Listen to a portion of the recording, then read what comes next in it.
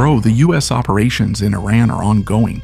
They're not just destroying missile sites and defenses. At the same time, they're also using this opportunity to test new weapons in real combat. This is no small matter. There are 3 new weapons being used, and each one has its own strength and purpose. The first weapon is the PRSM, or Precision Strike Missile. This is the most notable among the 3. It's a modern missile designed to replace the old one used by the US, the Army Tactical Missile. To better understand why this is important, let's go back for a moment. But before we start, don't forget to like this video. This means a lot to us content creators. Thank you very much, and now let's get started. Its development started in 2016 with 3 companies competing: Lockheed Martin, Boeing, and Raytheon. In the end, Lockheed Martin was the one left and continued the development of the PRSM. Why does the ATAC-EMS need to be replaced? Because no matter how effective it is, its design is already outdated. It has been used since 1991, from Desert Storm to the subsequent conflicts in Iraq and Ukraine. That's why the US wants a more advanced missile. It has a longer range, it's faster, and it hits more accurately. This is where the PRSM comes in. In the initial plan, it can hit targets up to 500 km away. But as it was being developed, it was improved even more. The range was extended, the accuracy was enhanced, and its speed was increased. What does this mean in battle? It can hit targets even from farther away. The attack is faster, striking before the enemy can even react. And the hit is more accurate, so there's less waste and a greater impact. In Iran, it's now being used to destroy missile launchers, targeting military facilities, and to hit the critical parts of their infrastructure. The most important point here is that this shows it's not just about strength anymore. Technology now plays a major role. As the operation continues, they're not just fighting. They're also improving the way they fight using new weapons. And remember, this is just the beginning. There are 2 more weapons with even more unique uses and greater impact. In the past, there were clear limitations. You couldn't just extend the range of a missile, because there was an agreement between the US and the Soviet Union back in 1987. This is the INF Treaty, which sets limits on how far missiles can reach. Because of this, the plan back then was only up to about 500 km. That was the limit of what was possible and allowed. But everything changed in 2019. The US withdrew from that agreement, and with that one decision, the limitation was gone. What used to be the maximum range became just the starting point. Now the target range is over 400 miles, and there's even a possibility it could reach 600 miles in future versions. This means it can hit targets farther away even without changing position. There's another important thing here. There's no need to replace the launcher. HIMARS can still use it. It's the same launcher, but the missile is on a different level. Because of the new engine, it flies faster and farther. The PRSM is also lighter and smaller in design. What does this mean? Before, only 1 missile could fit in a pod. Now it's 2.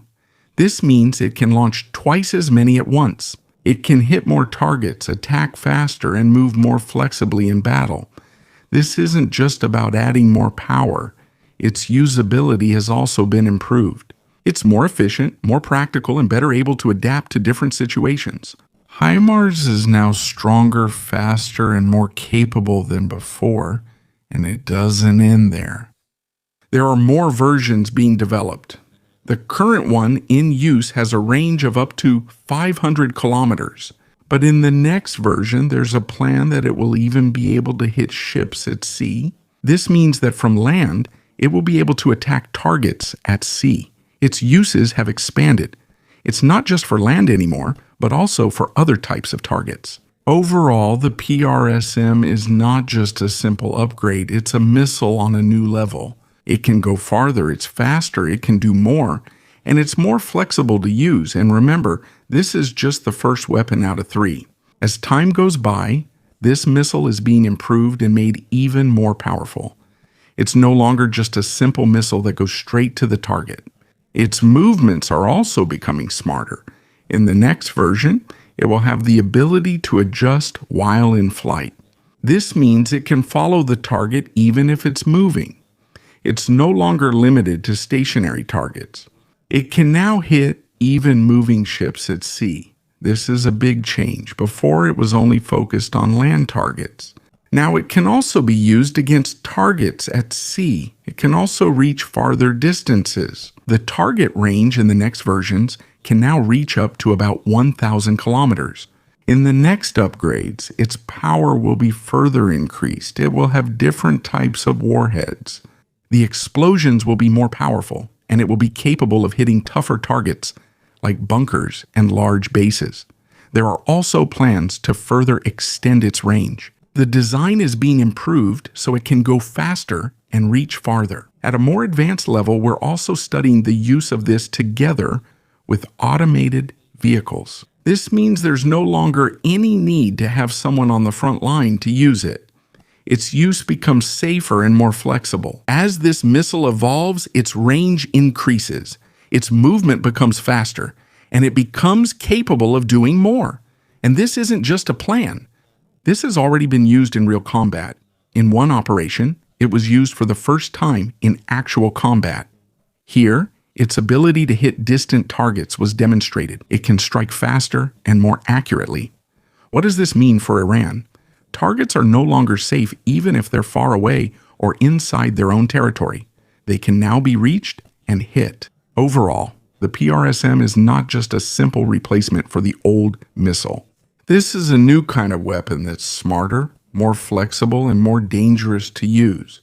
And remember, this is just the first of 3 new weapons being used. According to PRSM from the Center for Strategic and International Studies, this is the beginning of a new level of the Army's capability when it comes to attacks. It has a longer range and more accurate hits. And that's right, this isn't just a simple upgrade. This is a change in the way of fighting. Even without exact details of the target, the advantage is clear. Because it has a longer range, it can hit more targets. Its range is almost double compared to the ATACMS. This means it can reach more places in Iran, more bases, more assets, and more things to guard. Because of this, the pressure on the enemy increases. It's no longer enough to guard from just one direction. They have to consider many possible attacks from different places. Launching also becomes more flexible. It can come from Iraq or from countries in the Gulf. Because of this, movements become more unpredictable. Another important factor is the speed of the missile. Because it's a ballistic missile, it's extremely fast. Lalo na sa huling bahagi ng paglipad. There's almost no time left for the target to react. Because of this, it's perfect for targets that need to be hit immediately, such as air defense, missile launchers, and detection systems.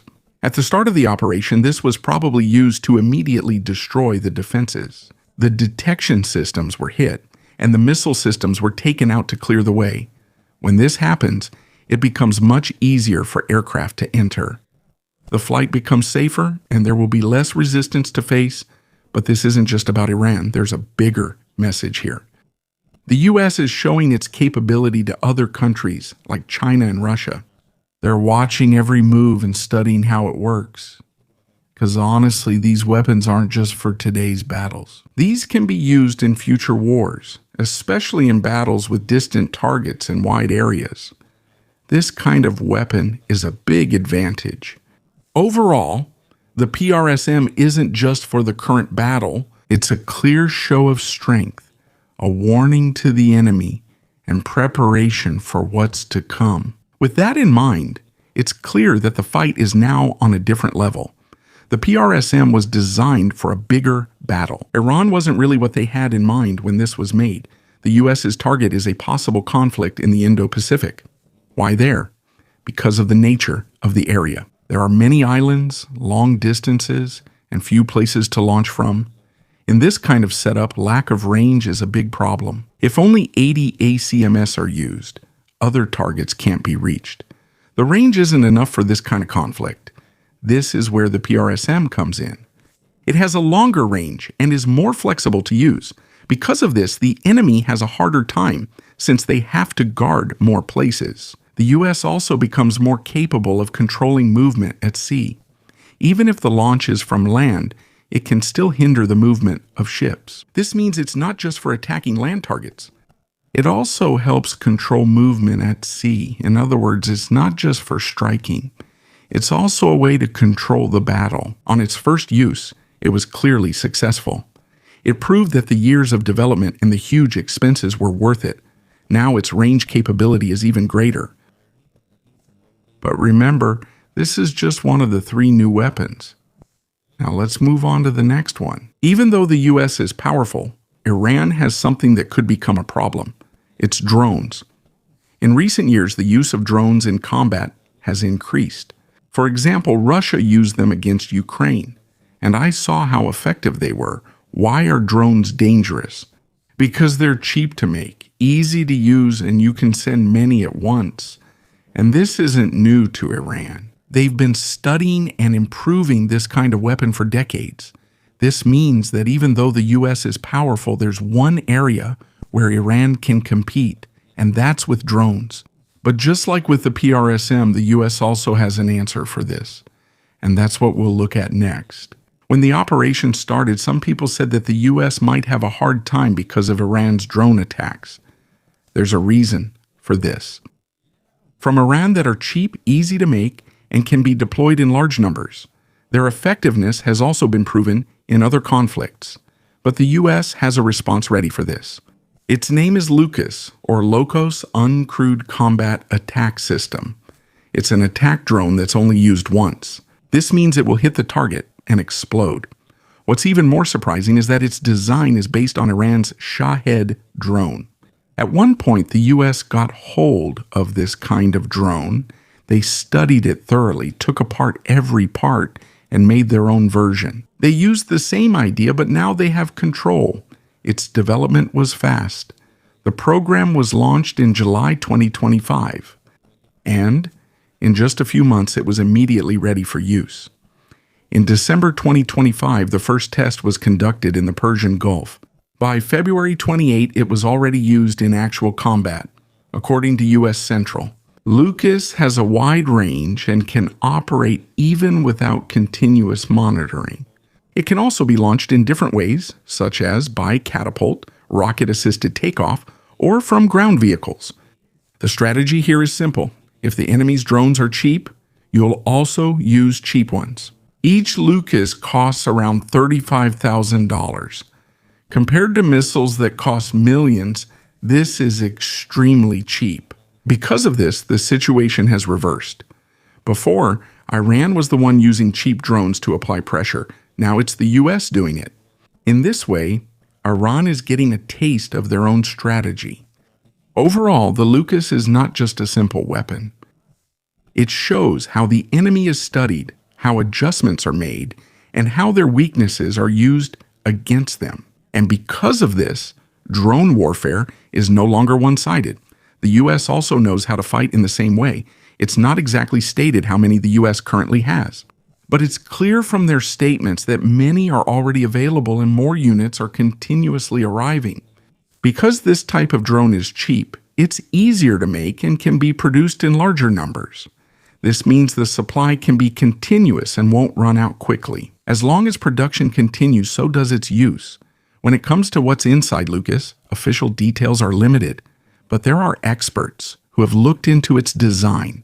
They saw that it has a camera in front and a connection to a satellite. This is important because it gives the operator more control while the drone is in transit. The target can be changed, the direction can be adjusted, and it's not just set from the start. This means there is still control even while it's flying. In future operations, this can be used together with many drones attacking at the same time. Even now, this can already be done manually. You can send a group of drones at the same time. When this happens, enemy detection systems have a hard time because they can't monitor everything at once. These drones have another important use. They can be used first to clear the way. When the drones go first, it becomes easier for the more powerful missiles to get in and hit the target. Because of this, attacks become more effective against tough targets like bunkers, nuclear sites, and other important places. The combination of being cheap, Numerous and flexible makes them hard to defend against. There's an ironic point here. If it weren't for Iran, this kind of drone probably wouldn't exist either, because the base design of this also comes from their own technology, which was studied, improved, and then used against them. Overall, Lucas is not just a simple drone. It is a weapon that can be produced in large numbers, controlled while in use, and can put pressure not only in physical combat, but also psychologically. The Tomahawk is one of the most battle-tested missiles used by the U.S. It has been in use since the 1980s. It is known for its long range and extremely accurate targeting. It can reach over 1,000 miles or more than 1,600 kilometers. It is a cruise missile. This means it flies like an airplane and doesn't just fall straight down like other missiles. It may not be as fast as others, but it makes up for it with accuracy. It can easily hit the exact target assigned to it. It's not just a simple bomb either. It can evade systems that detect incoming attacks and fly so low that it's almost unnoticeable. It hugs the terrain as it flies. That's why it's harder to detect. The U.S. Navy uses it, as well as some allies like the United Kingdom, Australia, and the Netherlands. It can be launched from ships and submarines. That makes it more flexible to use. The reason why it's dangerous is because of the combination of its range and precise accuracy.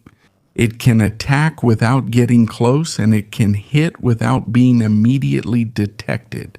Its usual targets are command centers, air defenses, and hardened targets like bunkers. But now, it's no longer just an old missile. New ways of using it are emerging. It's no longer set to just one target from the start. The target can now be changed while it's in flight. This means it's now more flexible and can better adjust depending on the situation. When you combine this with other weapons like PRSM and Lucas, the effect becomes even stronger. Drones can go first to disrupt the defense. Next, the fast missile comes next to destroy the defenses.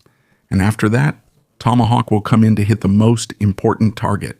In this kind of setup, there are almost no safe places left. Even if it's far hidden or has strong defenses, it can still be hit. Overall, the Tomahawk now is no longer just an ordinary missile.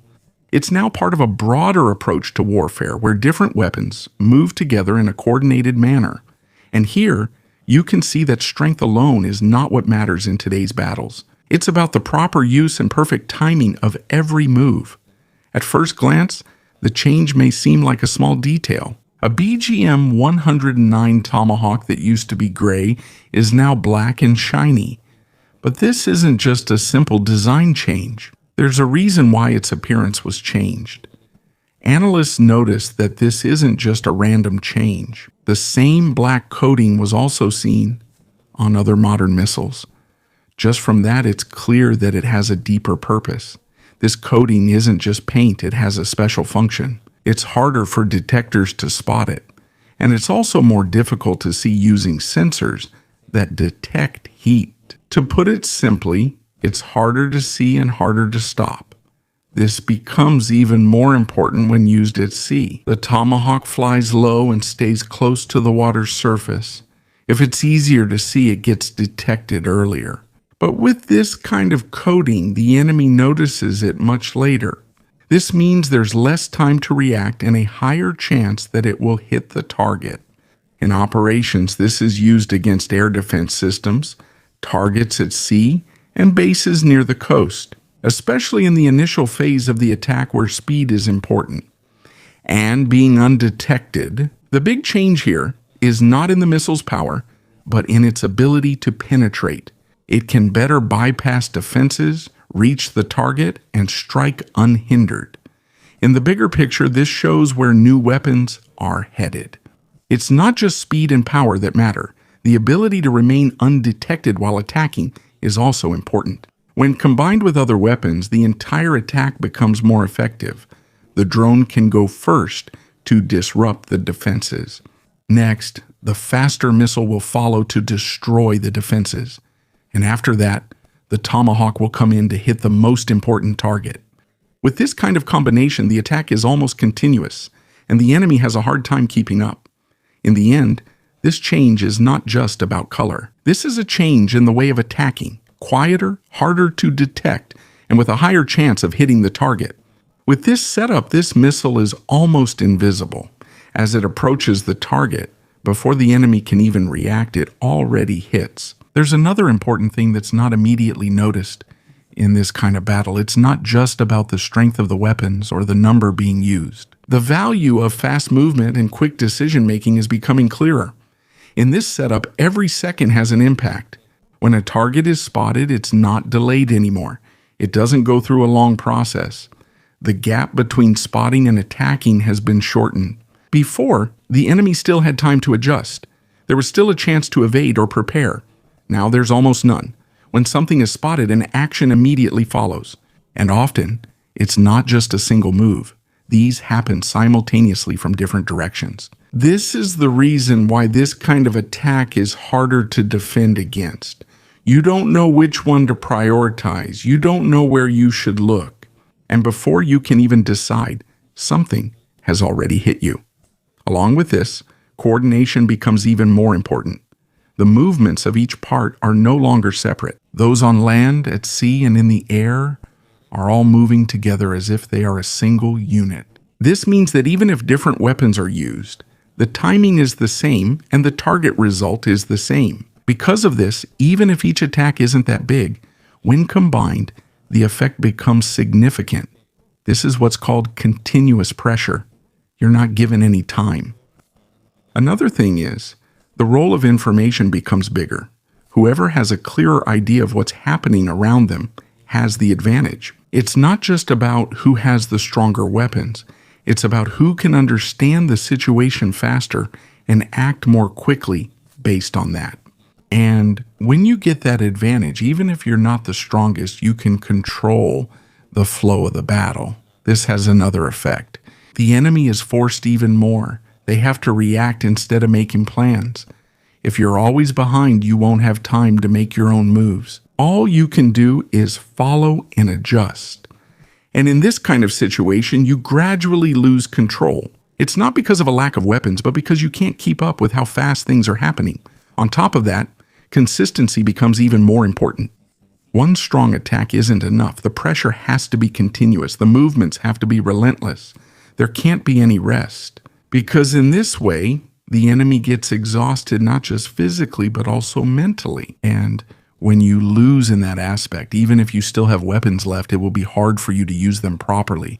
Overall, the fight now is no longer just about who has more strength. It's about who makes the right moves at the right time. It's about who can make quick decisions. And it's about who has the ability to coordinate everything at once. And in this kind of fight, whoever is more organized and quicker to adjust has a bigger chance of winning. There's another effect that isn't immediately visible.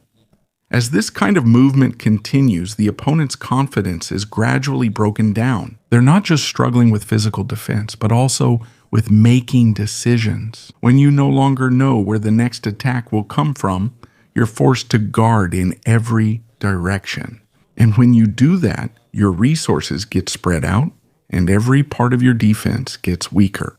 That means even if not all targets are being directly hit yet, the entire defense is already slowly being breached. In this kind of situation, even a small mistake can cause the defense to completely collapse. In the initial wave of the operation, it's possible that the block version of the BGM-109 Tomahawk was used to hit the detection and defense systems. What happened was, it was like they suddenly couldn't see the incoming attack anymore. Why is this important? When the detection systems are gone, you don't know where the attack will come from. You don't know what's coming, and you have almost no time to react. After this, drones, fighter jets, and bombers came in one after another, and almost nothing stopped them. If you were in Iran, you probably wouldn't immediately understand where the hit came from. Even though they have detection and defense systems, they weren't prepared for this kind of missile that's hard to see.